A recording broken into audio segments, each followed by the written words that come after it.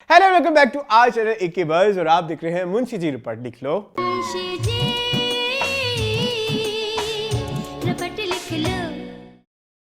और आज हम जिस फिल्म पर रपट लिखने वाले हैं उस फिल्म का नाम है ज़रार। यह फिल्म 2016 से अंडर प्रोडक्शन है। यूजुअली तो इस फिल्म को 2020 में रिलीज होना था, लेकिन कोविड की वजह से ये फिल्म डिले हो गई और फाइनली ये मूवी 25 नवंबर 2022 को रिलीज हो चुकी है। इस फिल्म को डायरेक्ट किया है लॉलीवुड के सुपरस्टार शान शाहिद ने।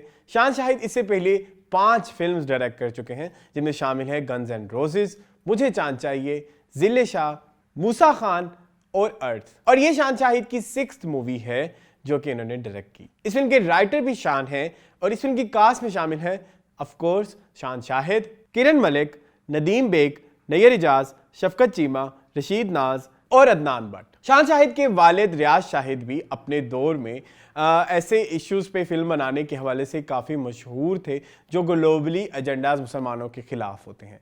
उन्होंने अपने दौर में फ़लस्तीन और इसराइल पर मबनी एक फ़िल्म ज़रका भी बनाई जो कि उस ज़माने में काफ़ी फेमस थी। उसी तरह उन्हीं के नक्शे कदम पर चलते हुए शान शाहिद ने ज़रार बनाई जो कि पाकिस्तानियों के हवाले से पाकिस्तानियों के हवाले से उन एजेंडाज पे बात करती है जो कि आजकल ग्लोबली जिन पर काफ़ी चर्चा हो रही है। सो ज़रार भी कहीं ना कहीं कहा जाए कि उनके वालिद की एक लेगेसी है जो वो चला रहे हैं। A threat that needs to be resolved, and we have the right to finish what we can't control. Review start करने से पहले थोड़ी सी हम ज़रार की कहानी बता देते हैं। बेसिकली शान शाहिद ज़रार एक जो कि अंडर कवर मिशन है पाकिस्तानी ISI का, जो कि रॉ की जितनी भी पॉलिसीज़ हैं उनके ख़िलाफ़ जो है वो मिशंस करते हैं और उनको लीड करते हैं शान शाहिद खुद। जितने भी हमारे शुमाली इलाका जात में जो भी टेररिज्म हो रहा है या जो भी ऐसी चीज़ें हो रही हैं जिन पे बैरूनी साजिशें शामिल हैं, उसके ख़िलाफ़ जाकर अपने मिशंस करते हैं। हमारे फिल्म का जो मेन किरदार है ज़रार यानी कि शान।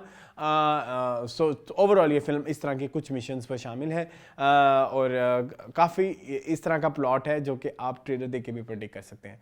सो अब हम चलते हैं डायरेक्ट रिव्यू की तरफ। इसके बाद पाकिस्तान का भविष्य हमारे हाथ में होगा। सबसे पहले हम इस फिल्म की एक्टिंग के बारे में बात करेंगे, जहाँ हमें बहुत बड़ी बड़ी कास्ट नज़र आती है, जैसे कि शान खुद हैं, किरण मलिक हैं, इसके अलावा हमें नैयर इजाज, शफकत चीमा, रशीद नाज वगैरह लोग नज़र आते हैं। जहाँ हम एक्टिंग के हवाले से बात करते हैं तो yes, everyone has done a great job. यानी कि शान की भी एक्टिंग काफ़ी मौजू थी फिल्मी एतबार से। शफकत चीमा की अगर हम बात करेंगे तो वो भी, और नैयर इजाज, सभी ने अपना किरदार बखूबी निभाया है। दो सितारे ऐसे हैं जिनको हमने पहले कभी फिल्मों में नहीं देखा। एक तो किरण मलिक एंड सेकेंडली अदनान भट्ट। किरण मलिक का किरदार थोड़ा सा कह लीजिए कि फॉरगेटेबल सा था या ऐसे था जो कि फिल्म के पर्दे के एतबार से मौजू नहीं था। किरदार नहीं, एक्टिंग की मैं ओवरऑल बात करूँगा, वो बहुत ज़्यादा ऐसे नहीं थी कि जो आपको इम्प्रेसिव लगे। इसके अलावा अदनान भट्ट की जब हम बात करते हैं तो उनको बहुत ज़्यादा एक्टिंग का मार्जिन नहीं दिया गया, लेकिन जितनी उनकी प्रेजेंस थी फिल्म के पर्दे के ऊपर वो बड़ी इम्प्रेसिव थी। वो वाकई ही इस फिल्म का एक बहुत बड़ा विलन लग रहे थे। So I feel like Adnan Bhatt जो हैं वो इन फ्यूचर जितने भी हमारी जो नेगेटिव रोल्स हैं उनमें बड़े एक अच्छा जो है परफॉर्म कर सकते हैं और उनको बहुत ज़्यादा मार्जिन नज़र भी आता है उनकी एक्टिंग के अंदर। इसके अलावा किरण मलिक जो है उनको अभी अपनी एक्टिंग पर बहुत ज़्यादा मेहनत करने की ज़रूरत है। तो शान शाहिद, नदीम बेग और बाकी जो बड़ी बड़ी कास्ट हैं उन पे एक्टिंग के बारे में बात करना इज़ लाइक सूरज को चिराग दिखाना। सो उन्होंने अपना काम जो है बखूबी निभाया।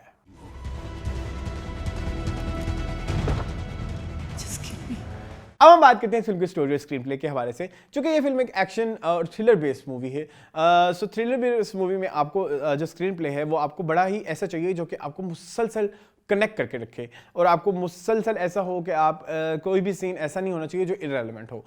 लेकिन उस हवाले से ये फिल्म थोड़ी सी मार खाती है, थोड़ी सी नहीं बल्कि काफ़ी मार खाती है, क्योंकि इसका हर एक सीन जो है वो बहुत ज़्यादा एक तो टाइम टेकिंग है। हर सीन में बिला ज़रूरत आपको एक कह लीजिए कि बहुत खिंचे हुए सीन है। यूजुअली मैं बात करता हूँ कि जैसे फिल्म की कहानी ड्रैग होती है, यहाँ इस फिल्म में कहानी तो ड्रैग नहीं है, लेकिन सीन्स अलबत्ता ड्रैग्ड ज़रूर हैं। जो सीन्स आपको मैक्सिमम 30 सेकंड या 1 मिनट में हो सकता था, उनको 3-3, 4-4 मिनट दिए गए। सो यस, फिल्म की स्क्रीन प्ले जो है वो बहुत ज़्यादा कह लीजिए कि उसमें एक रब्त नहीं था। वो बहुत ज़्यादा, आप बहुत जल्दी फिल्म से आपकी डायरेक्शन आपकी जो अटेंशन है वो लूज़ हो जाती थी। So yes, screen play and story में काफ़ी हमें झोल भी नज़र आए। इसके अलावा जैसे मैं शुरू में बात किया कि थ्रिलर मूवी है या एक्शन फिल्म है, ऐसी फिल्मों में एक सबसे बड़ी खूबी ये होती है कि आपको पता ज़रूर होता है कि at the end of the day hero ने जीतना है और विलन ने मरना है, लेकिन वो जो एक पूरी जर्नी होती है वो मैटर करती है कि वो कितनी इंटरेस्टिंग है या वो कितनी ऐसी है कि आप उसके साथ बहुत ज़्यादा कनेक्टेड रहें या आप उसके साथ बहुत ज़्यादा कह लीजिए कि थ्रिल्ड रहें या आपके अंदर भी एक सस्पेंस पैदा हो, आप भी इंक्विजिटिव हों। लेकिन ज़रार का जो प्लॉट है या ज़रार की जो स्टोरी या स्क्रीन प्ले है वो बहुत ज़्यादा प्रेडिक्टेबल है। और एक्शन फिल्म की एक सबसे बड़ी नाकामी ही यही होती है या एक्शन या थ्रिलर मूवी की, कि उसका प्लॉट जो हो बहुत ज़्यादा प्रेडिक्टेबल हो। सो ये कुछ इश्यूज थे जो हमें कहानी और स्क्रीन प्ले में नजर आए। Threat is not over. The network is getting bigger and bigger. Next हम बात करते हैं इस फिल्म के म्यूजिक के हवाले से। ओवरऑल इस फिल्म में काफ़ी आपको हॉलीवुड के रेफरेंसेस नज़र आएंगे। ये वाहिद ऐसी मूवी है पिछले कुछ अर्से में जिनसे मैंने नोट किया, apart from the legend of मोला जट, ज़रार में आपको जो फिल्म मेकिंग की जो टेक्निक्स या फिल्म मेकिंग का जो आपको एक प्रोडक्ट नज़र आ रहा है या आपको जो एक ओवरऑल चीज़ पेश की जा रही है, उसमें बहुत ज़्यादा आपको इन्फ्लुएंस नज़र आता है हॉलीवुड का। और हॉलीवुड में फिल्में जो इस तरह की बनती हैं उसमें म्यूज़िक बहुत ज़्यादा नहीं होता, they are not musical movies. और जबकि हमारा जो इधर एक पैलेट ओवरऑल चल रहा है फिल्मों का, हमारी एक्शन फिल्मों में भी गाने होते हैं या हमारी ड्रामेटिक फिल्मों में भी गाने होते हैं, हमारी म्यूजिकल फिल्मों में भी गाने होते हैं। कोई चीज़ हमारी फिल्म ऐसी नहीं है जो बगैर गानों के बने, बहुत कम है। एक्सेप्शंस हैं यस, लेकिन यूजुअली ये हमारा एक टेम्पलेट बन चुका है फिल्म बनाने का, उसमें गाने लाजमी होते हैं।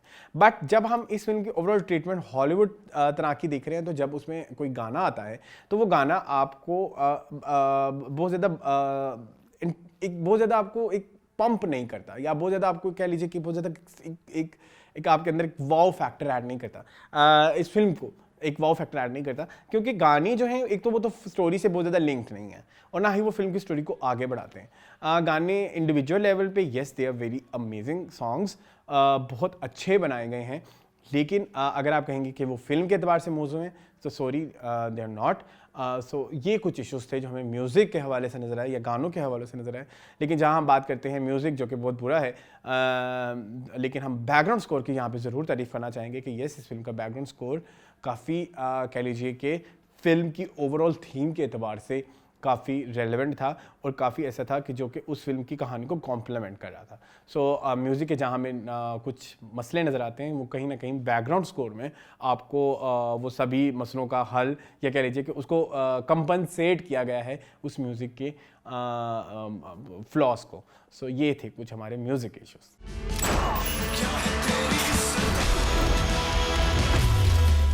अब हम बात करते हैं इस फिल्म की सिनेमैटिक्स के हवाले से। इस फिल्म की सिनेमेटोग्राफी यूके बेस्ड एक सिनेमाटोग्राफर हैं टिम वुड, उन्होंने की है। सो हमें जैसे कि मैंने शुरू में भी बात किया कि इसमें आपको बहुत ज़्यादा हॉलीवुड के रेफरेंसेस नज़र आएंगे। So yes, cinematics was so good. क्या वो कहानी की स्टोरी को कॉम्प्लीमेंट कर रहे थे या कहानी के किरदारों को कॉम्प्लीमेंट कर रहे थे या ओवरऑल जो थीम चल रही है उसको कॉम्प्लीमेंट कर रहे थे? ये कुछ सवाल हैं जो हम एक एक करके हम रिजॉल्व करेंगे, मतलब या इनका आंसर करेंगे। नंबर 1, क्या ये सिनेमैटिक्स कहानी का जो जॉनरा है उससे कॉम्प्लीमेंट कर रहे थे? Yes, they were very appropriate.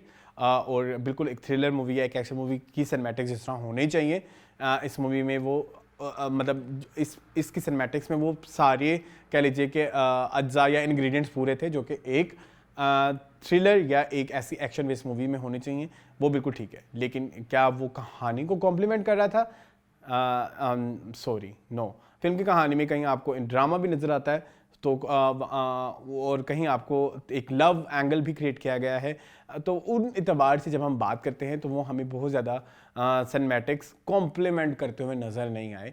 उन कहानी के उन एलिमेंट्स के ऊपर।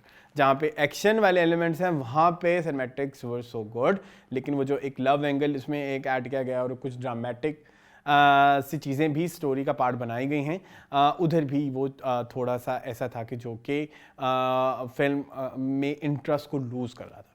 सो ये थी कुछ चीज़ें जो हमें सिनेमैटिक्स में नज़र आई। Just that moment that I can hold on to. Next जो डिपार्टमेंट है जिसमें हम बात करने वाले हैं वो है इस फिल्म के डायलॉग्स। अच्छा, इधर मसला ये आया डायलॉग्स में, यूजुअली एक्शन बेस्ड मूवीज़ या थ्रिलर बेस्ड मूवीज़ वो बहुत ज़्यादा डायलॉग बेस्ड नहीं होती, उनमें बहुत ज़्यादा आइकॉनिक डायलॉग्स नहीं होते। Iconic dialogues usually romantic movies में होते हैं या ड्रामेटिक मूवीज़ में होते हैं या बहुत ज़्यादा ऐसी फिल्मों में होते हैं जहाँ पे बहुत ज़्यादा मेटाफोर्स का इस्तेमाल किया गया हो। ऐसी फिल्मों में अगर डायलॉग बड़ा हिट भी हो तो उसकी बहुत बड़ी रीज़न ये होती है कि उसमें मेटाफोर कितना स्ट्रॉन्ग है, ये किस चीज़ को आप बहुत ज़्यादा एम्फसाइज करने वाले हैं। इन हवाले से ज़रा काफ़ी वीक रही। रीज़न ये थी कि इस फिल्म को बड़ा बाइलिंगुअल बनाया गया है, आधे डायलॉग्स अंग्रेज़ी में हैं और आधे डायलॉग्स उर्दू में हैं, जो कि आपको जो भी करैक्टर जो इस फिल्म में नज़र आए उनके मुंह पे आपको एक एफर्ट नज़र आती है अंग्रेज़ी कोई भी डायलॉग बोलते हुए, ख्वाह वो नदीम साहब हों या वो शान हों या वो किरण मलिक हो या वो फिल्म के जो विलन जो प्ले कर रहे हैं अदनान भट्ट हों, अंग्रेज़ी डायलॉग्स में एक एफर्ट नज़र आती है उनके फेस के ऊपर। इसके अलावा जब एक तो डायलॉग जैसे मैंने बोल दिया कि बायलिंगुअल है, लेकिन कहीं ना कहीं एक और जो इशू मुझे नज़र आया वो डबिंग का भी था।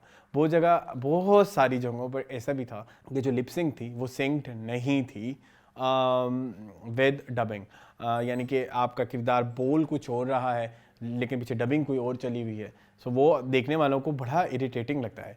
इसके अलावा पिच ऑफ द साउंड, कि आप किस पिच पर एक्सप्रेशन दे रही हैं और किस पिच पर पीछे डबिंग हुई है, वो भी बहुत मैटर करती है। सो डायलॉग्स जो थे वो बहुत कह लीजिए कि डायलॉग की जो ट्रीटमेंट थी वो इस फिल्म में बड़ी कह लीजिए कि पुअर थी ज़रार में overall. And from tanks to nuclear weapons. अब हम बात करते हैं प्रोडक्शन के हवाले से। प्रोडक्शन में जैसे आपको पता है यूजुअली जब मैं बात करता हूँ तो कुछ डिपार्टमेंट्स की बात करता हूँ जिसमें बहुत सारे डिपार्टमेंट्स होते हैं, जिसमें प्रोडक्शन डिज़ाइन है, साउंड डिज़ाइन है, डबिंग है, इसके अलावा आपके आर्ट डायरेक्शन है, इसके अलावा प्रॉप्स हैं, पीछे कपड़े हैं। सो इधर कुछ डिपार्टमेंट्स की हम बात करेंगे। सबसे पहले जो मैं इधर बात करना चाहूँगा वो है साउंड डिज़ाइन।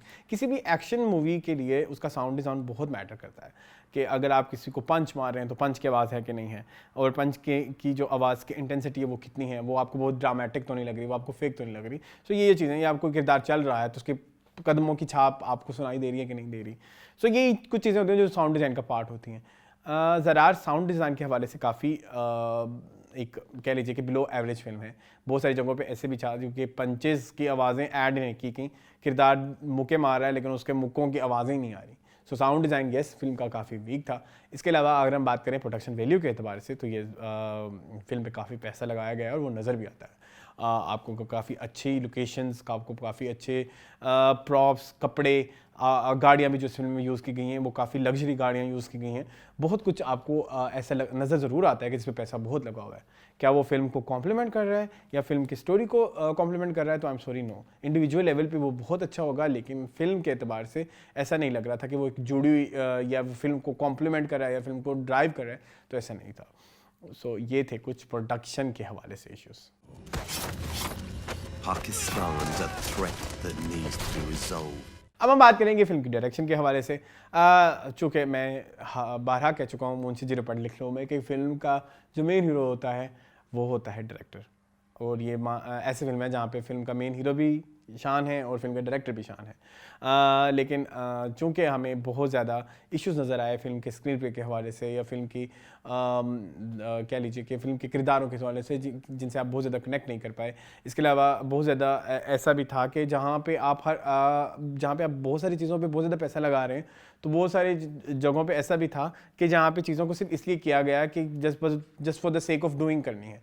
जैसे इधर हम बाद में बात करना चाहूँगा कि शफकत चीमा इस फिल्म में रॉ का एजेंट प्ले कर रहे थे, वो एक मौलवी हैं, जबकि उनकी जो दाढ़ी मूंछ जो उनको लगाई गई है वो भी बहुत इतनी फेक थी कि वो कोई भी इंसान देखे तो पता लग जाता है कि वो फेक ही है। जबकि अगर वो इधर आए हुए हैं तो उनको अपनी वो दाढ़ी नेचुरली ग्रो करनी चाहिए थी असूलन, कि अगर वो रॉ के एजेंट हैं। जितना ईजी इन्होंने इस फिल्म में एजेंट्स को दिखाया है कि वो मतलब जिस तरह वो अपने आप को रिवील करते हैं या जिस तरह वो या जिस तरह से वो वर्क कर रहे हैं वो रियलिटी से बहुत दूर है। और ऐसा भी है कि उसको आप आज के दौर में बैठ के 2022 में बैठ के आप उसको एक्सेप्ट नहीं करते, क्योंकि हॉलीवुड इन सब चीज़ों में बहुत आगे निकल गया है।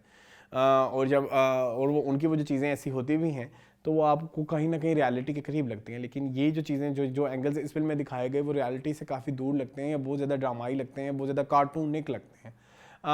इन सब चीज़ों का ख्याल राइटर और डायरेक्टर का होता है जो कि शान कर रहे थे, और वो हमें बहुत ज़्यादा इम्प्लीमेंट होता हुआ नज़र नहीं आया इस फिल्म के अंदर। इसके अलावा फिल्म की कहानी जो कि मैंने बोला बहुत ज़्यादा प्रेडिक्टिव भी थी या बहुत ज़्यादा ड्रैग्ड सीन्स भी थे। इतनी मेहनत लगी इस फिल्म को, 6 साल लग गए बनाने में, लेकिन वो चीज़ें इम्प्लीकेशंस उसकी नज़र नहीं आई कि कहाँ पे इतना वक्त लगा, किन चीज़ों पे इतना वक्त लगा। अगर वक्त लगा है तो फिर उनको उतना इम्प्रेसिव भी होना चाहिए, बट वो नहीं थे। सो ये थे कुछ इश्यूज ओवरऑल डायरेक्शन के। हमें जहाद कश्मीर से क्या, हमने जहाद पाकिस्तान से शुरू करना है। अगर मैं इस फिल्म को रेट करना चाहूँ तो मैं इस फिल्म को देना चाहूँगा 2 स्टार्स, लेकिन मैं 1 स्टार इसका काटना चाहूँगा जस्ट बिकॉज इसको एक तो बहुत टाइम टेकिंग प्रोसेस है इस फिल्म को बनाना। लाइक 6 साल बहुत ज़्यादा अरसा होता है।